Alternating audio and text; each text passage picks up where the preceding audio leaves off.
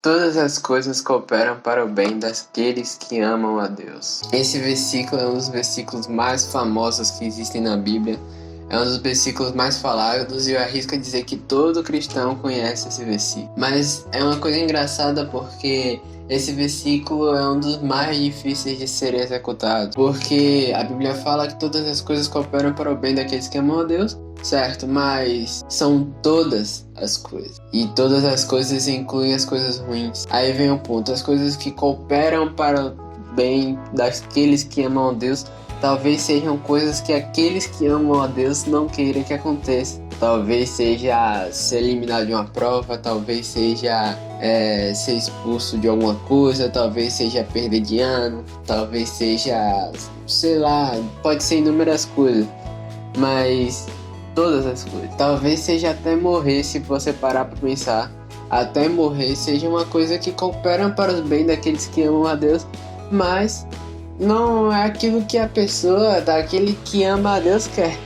Você já pensou nessa possibilidade, você já pensou nesse ponto? E um exemplo disso, um exemplo de uma coisa que acontece para o bem daqueles que amam a Deus, mas aquele que ama a Deus não queria que acontecesse, e aconteceu com o rei Ezequias. A Bíblia fala que o rei Ezequias pegou uma doença, ele ficou adoentado, e dessa doença ele iria morrer. O profeta chegou até ele e falou: Deus falou para mim que você vai morrer. O rei Ezequias rasgou suas vestes e intercedeu a Deus pedindo para continuar vivendo. E Deus exerceu a sua vontade permissiva. Ou seja, Ezequias pediu e Deus atendeu. Não era o plano, não era aquilo que Deus realmente queria. Deus queria, o propósito era Ezequias morrer. Mas como Ezequias orou, Ezequias se humilhou, Ezequias pediu, Deus resolveu conceder. A vontade permissiva de Deus ocorreu nesse caso. Foi até engraçado para o profeta, porque Deus mandou o profeta voltar e falar: não, você não vai morrer mais. Ficaria meio ruim para a reputação do profeta. Mas o profeta desceu e voltou e falou: você não vai morrer mais. Aconteceu que Ezequias teve a sua vida prolongada por 15 anos, e nesses 15 anos Ezequias teve um filho. 3 anos depois, especificamente, Ezequias teve um filho. O nome desse filho é Manassés. 12 anos depois, Ezequias morreu. De fato, voltou e morreu. Acabou o tempo que Deus deu para ele a mais e ele morreu. Aí vem um ponto em que a vontade permissiva de Deus pegou. Porque Manassés se tornou o rei pela linhagem real, ele era o herdeiro. Ezequias não tinha outros filhos e Manassés é herdeiro. E Manassés assumiu o trono com 12 anos apenas. E esse foi o problema. Manassés foi o problema. Manassés foi um dos piores reis que Israel já teve. Foi uma das piores coisas que já aconteceu com Israel. E era uma coisa que não deveria ter acontecido.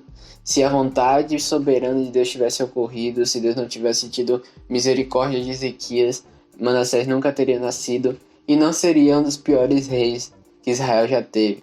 Manassés foi culpado de milhões de mortes de vida inocente. Tanta gente que morreu por conta de Manassés, por conta por conta da existência de Manassés. Talvez aconteça uma coisa ruim com a gente, talvez a gente pare e pense: pô, vai acontecer uma coisa ruim.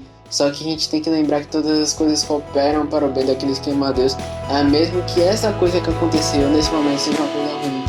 Talvez essa coisa ruim seja algo que aconteceu, mas isso vai cooperar para um aprendizado que você vai ter e vai cooperar para algo melhor que vai vir lá na frente, ou até mesmo vai impedir algo que seja pior.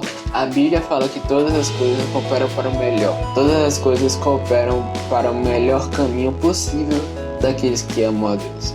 É isso, família. Falou.